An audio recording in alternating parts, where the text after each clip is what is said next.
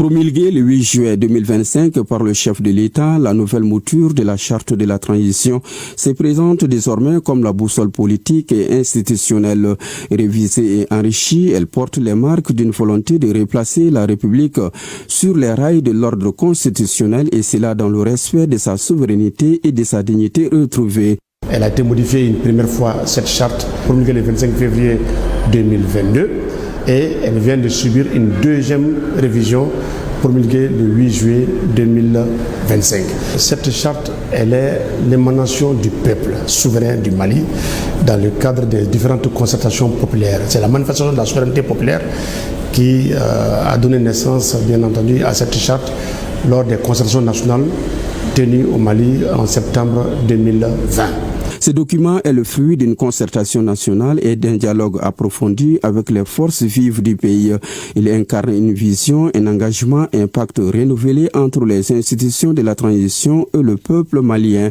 Aujourd'hui, le contexte a voulu que la charte soit modifiée pour prendre en charge l'évolution politique actuelle.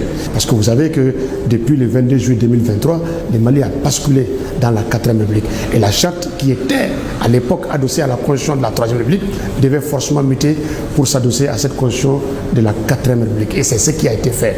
Parmi les amendements, l'article 1er, jusqu'ici préambulaire, a été réformulé et fusionné à celui de la Constitution, conférant ainsi à la charte une portée juridique.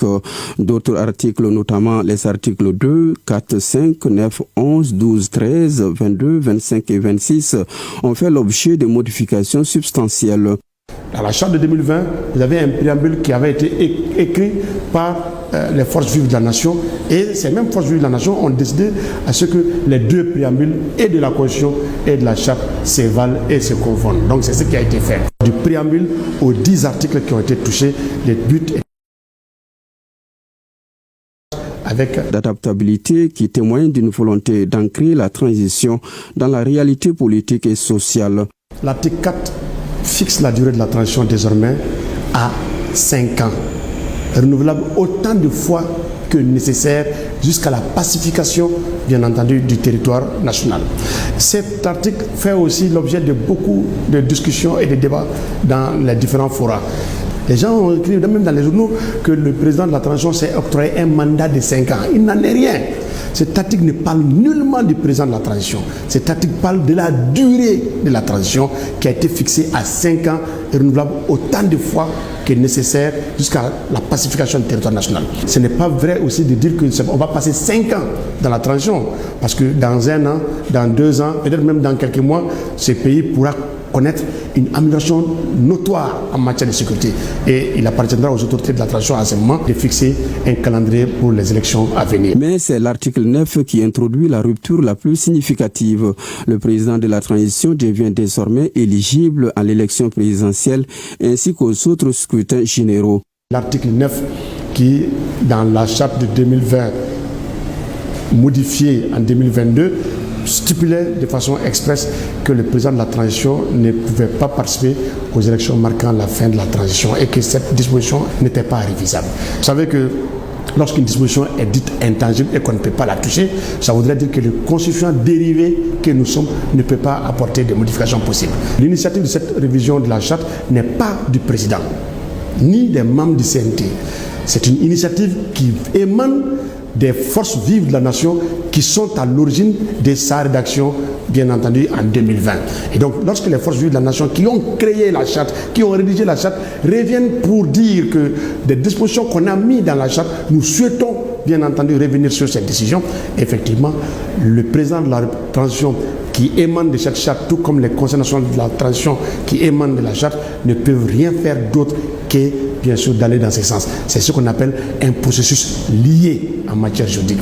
Le processus est dit lié une fois que l'entité qui est à l'origine du texte majeur est la même qui nous demande à nous d'aller dans tel ou tel autre sens. C'est ce qui a été fait. L'article 13, quant à lui, repense la structuration de l'organe législatif de la transition dans une logique de rationalisation et d'efficacité, tandis que l'article 25 affirme l'harmonie entre la charte et la constitution, écartant toute contradiction juridique entre les deux textes fondateurs.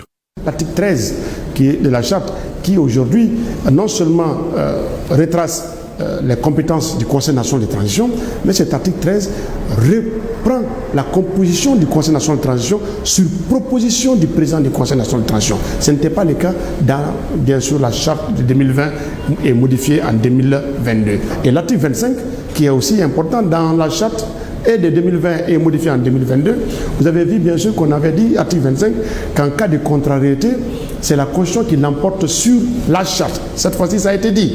Mais en 2020 et en 2022, il était bien dit qu'en cas de contrariété entre la charte et la Constitution, c'est la charte qui l'emportait.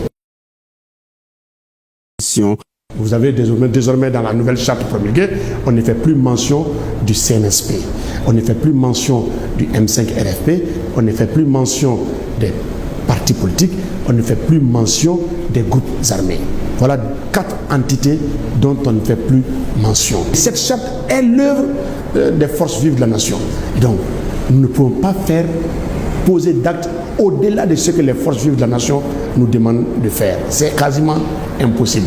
En vigueur depuis le 8 juin 2025, cette charte révisée ne saurait être réduite à une formalité administrative. Elle cristallise les aspirations collectives à une refondation politique. Elle est le reflet d'une transition qui, tout en étant résolument tournée